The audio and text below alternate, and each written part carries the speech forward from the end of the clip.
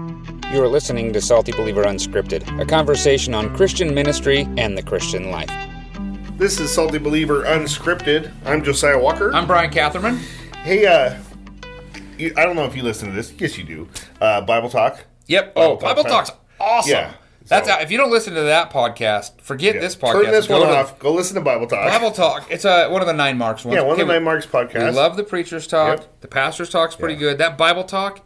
That's really good. It's awesome. Because it has Dr. Hamilton on that. Oh, yeah, Jim Hamilton's awesome. And Dr. Amati. Yeah, which not the Amati that's been on this podcast. Sure. His brother. His brother, right? Yep. Not the one we know. But I saw that they just celebrated their 100th episode. Woohoo for them. 100 episodes of that. How many episodes have we done? I mean, you've been doing Salty Believer for a long time. Do you know what episode we're on? Yes, because you said, what episode are we on, right before we hit record. True. And I said, I don't know, but I'll look.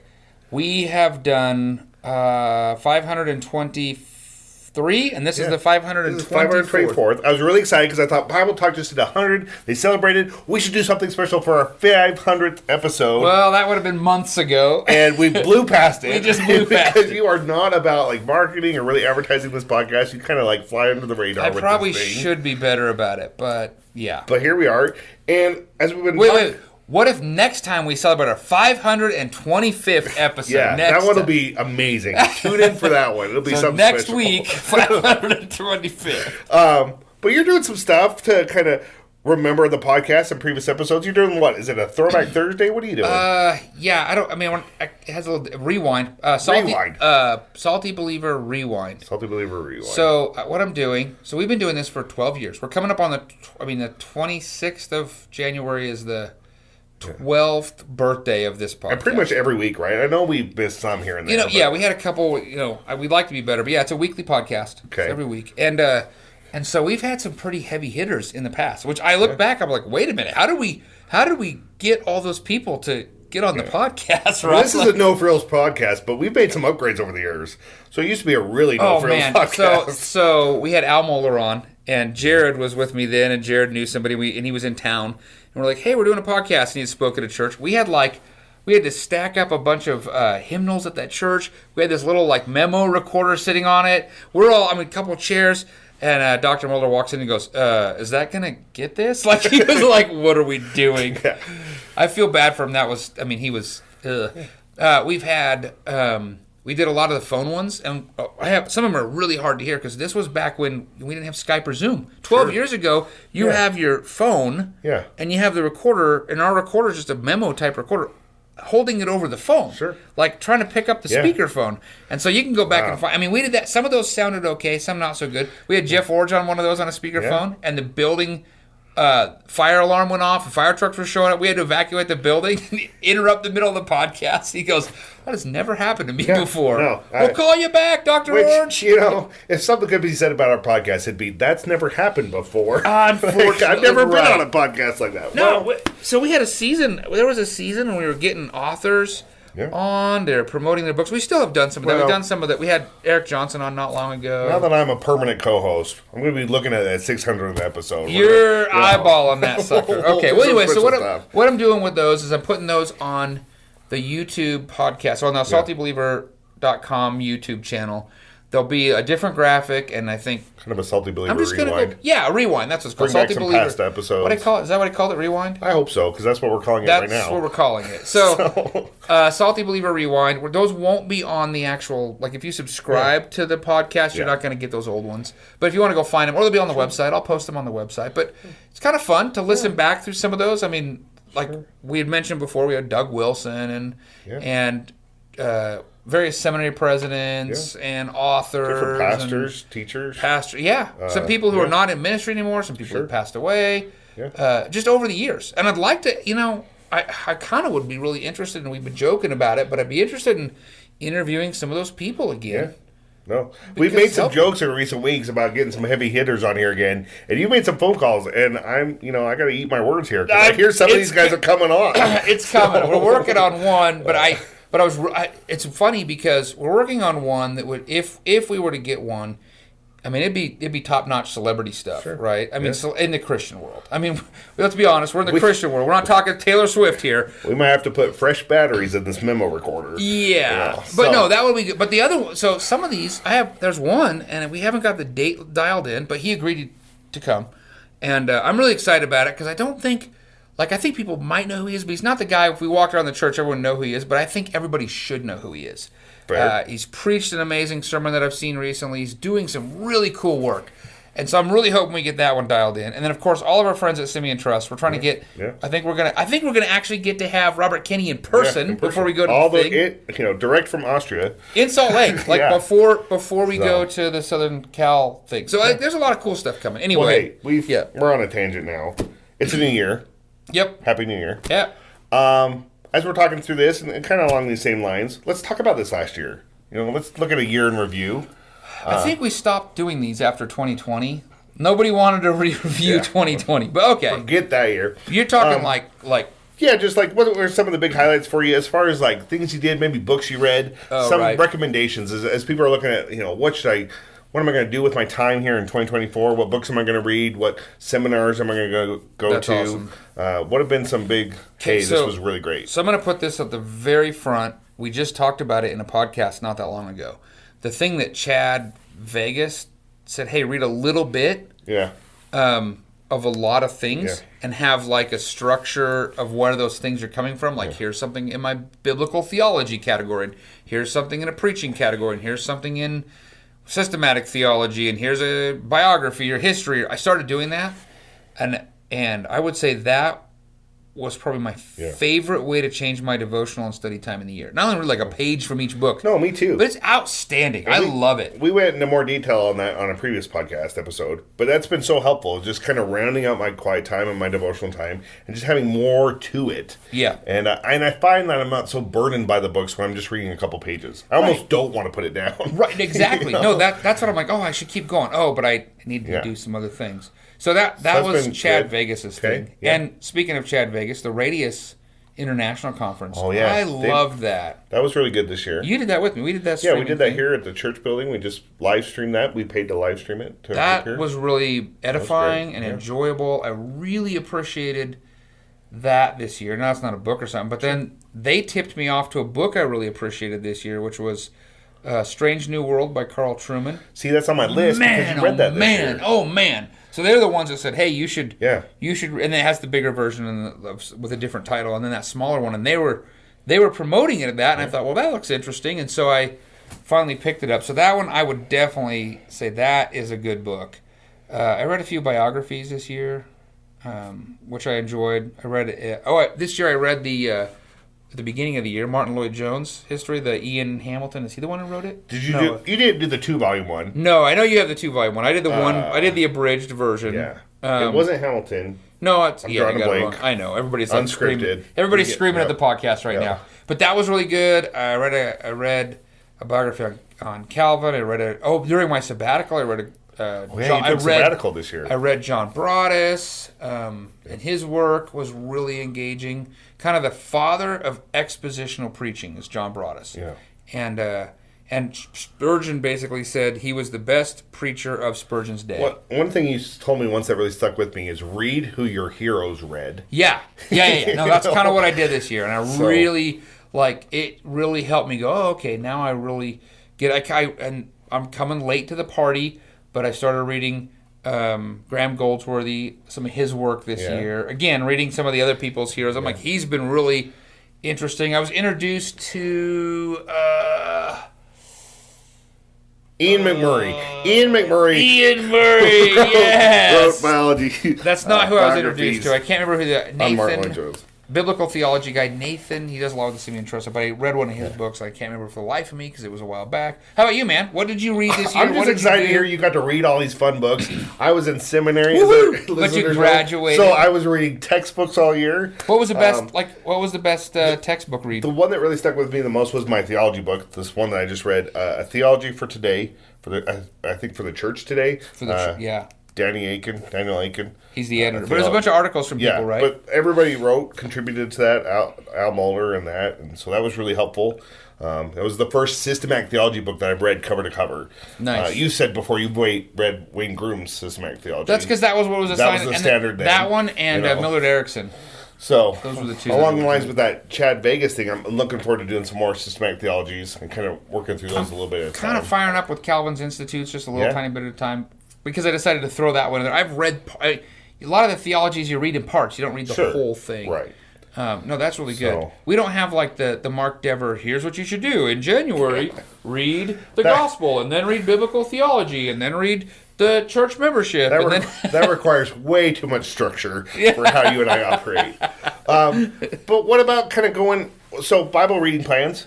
This is the time of year where everyone looks at Bible reading plans. I feel so bad. My Bible reading plan is not tied to the starts in January. Yeah. A while back, I decided to double up the speed. Sure. And so my reading plans change out kind of in the summer because I like that. I double them up, and so I'm off. Every January, we start out in Genesis, and then by like February, it's just cold and dark and wintry, and I'm in like Leviticus, and I just hate my life. So I'd rather read that in the summertime. No, that's just when it rolls over. But like, so right now, I'm in a chronological plan still, and then I'm in the McChain. I did the McChain plan this last year, and I'm going to do it again this year. But I'm trying to do more Bible reading, more than just in the morning. So I'm going to do a straight through plan too. Next year. Just double. That's what I do. The McChaney I'm actually going to do with my Bible open, like marking in my Bible. That's what I do, yep. But I'm going to do a straight through just listening. That's actually exactly what I do, but it's not a straight through. I'm on a chronological just listening. Yeah. But I like just having this is going to roll when I'm driving, so I don't ever turn the radio on in my car. I just drive. Well, and for our listeners, like I know you and I both use this app, the Dwell app. That's super helpful. Where you can listen to it, and it just goes. So my wife's really excited about the new ESV. They have a new enhanced app for $19 a year, but it has, and I listened to it, and it messed with my brain. It was so awesome. You can have, so the Dwell app has the readers, but the ESV app, you can have Kristen Getty's from the singing, the Getty lady, but you can have the Reeves guy who narrated the Jesus Storybook Bible. Oh, wow. That guy can read the whole Bible to you. And I'm like, that guy has a nice, somber voice. I might fall asleep. That might be worse. Well, my wife listens to one of the Dwell voices that's like this it's kind of like Kristen Getty's. And I can't even, it's so hard for me to listen to because it's like the most kind, peaceful, sweet British young woman. You know, it just sounds so nice. And then, and they're dashing their babies across the rocks. I'm like, how are you listening to this? do you ever do this? I'd like to kind of read from different translations this year. Yeah. So I have one of I'm doing a ESV from McChaney and a CSB through the read-through. I find that really helpful. I don't know. Everybody always does that. Like the beginning of the year, here's a whole podcast. Sure. There's so many of them. Like we don't need to do so it. Much, right? Find your reading plan. Go for it. You're gonna. So what are you doing this year? You're gonna do Greek with me, right? Me and. Oh yeah, I forgot about Daniel, that. and you, Robbie. I think Brian's gonna sign up for something in December when you're feeling ambitious. But we're gonna start looking at Greek. We're going to do Dr. Plummer's book and his program. Because I'm doing it for my son for homeschool. And Mark Dever always has his recommendations. We've gone through the Healthy Church books before. He had new recommendations. Did you go to that? Are you going to do the list? I got the list. I've read a couple of those. I wrote it down. I've read about half the ones you recommended. What are you thinking this next year? What are you hoping to read here in 2024? Do you have a list? I have a stack of books. I want to read the David Livingston biography is in the stack because I saw a little documentary thing in the Epic TV series thing about how Livingston was in Africa. I'm like, this is interesting. I don't know much about him, so I'm going to do that. I am reading the Creeds and Confessions ginormous book that just came out. I can't remember what that's called, which is it's a big book. It's a little daunting, but I'm going to do that for sure. I have a book by Alistair Begg, and I can't remember what it's called. I have that pastor book we're reading as a staff together. We picked. I'm Becoming a Pastor. But I have another one of his books. Prime. Yep. Another one of his books is on my shelf. I keep trying to remember. I don't know. What ends up happening is I get these books I really like. I buy them. I throw them on the stack. Yeah. And so my goal is I just keep working that stack. So I can't remember what exactly is all in there. And then I have a bunch of the Puritan paperbacks. I decided this is This is going to be the year for more Puritan paperbacks. So I'm going to start working through more of those. Banner of Truth had a special going on where you could get a really deep discount on some of those. Somebody used that special to get me some more Banner of Truth books. A couple pretty somebody's. awesome. Yeah, I really appreciate that. You have a great staff. I do. I'm excited because this is the first year in like 3 years where I don't have seminary. And I don't feel like all my free time's kind of spent with seminary books. So I've got a stack like that too. I want to read the Machen book. Christianity and Liberalism. I read that last year. That's a good book too. And by the way, that won one of the book publishers' Book of the Year awards, which is interesting since it's 100 years old. 100 years old. They just republished that. And I've got his biography I want to read. That would be interesting too. That looks good. And then because we watched that Radius conference, I bought a book on a guy I didn't know, John G. Patton. He was a pioneer missionary in... What book was that they were talking about? or whatever. It's his autobiography.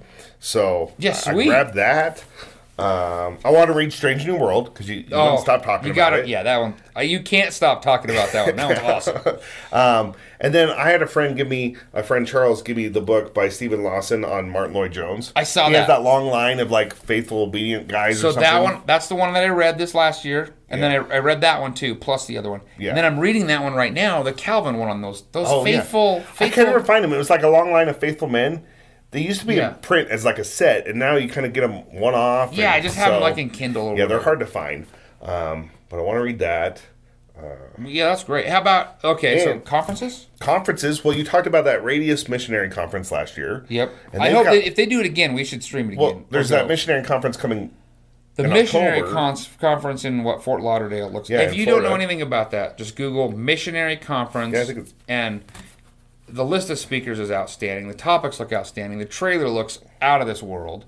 That looks like a great conference. So I'd love to go to that if I can find a way to make it work.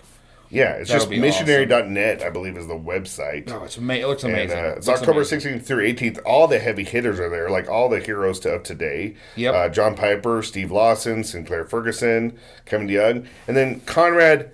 I can never say that guy's I'm not going to mess it up, but Crystal's heard him. My wife, she loves him. No, I've heard. Yeah, Brooks Boozer, Mark Dever, Chad Vegas. I mean, So, but I love that we live in a time where conferences are streamed because I find myself just paying for the streaming package. Well, I can't. Or watching them on YouTube later. At this point, I love being able to do like the church stream package, bring the church, and watch it with friends because I cannot afford to do all the things I want to do. If I do one conference, that's my whole budget. I don't even have enough money for that. But if I can do those, I can get some of that. So, it's kind of tricky. We talk all the time about our friends at Simeon Trust and our online workshops. Online courses, workshops are in person. We're going to one in January, baby. I'm doing both here in January because I'm doing the online courses in preparation of the in-person workshop. I forgot about that. I did a bunch of online courses, and I would highly encourage anybody to do that.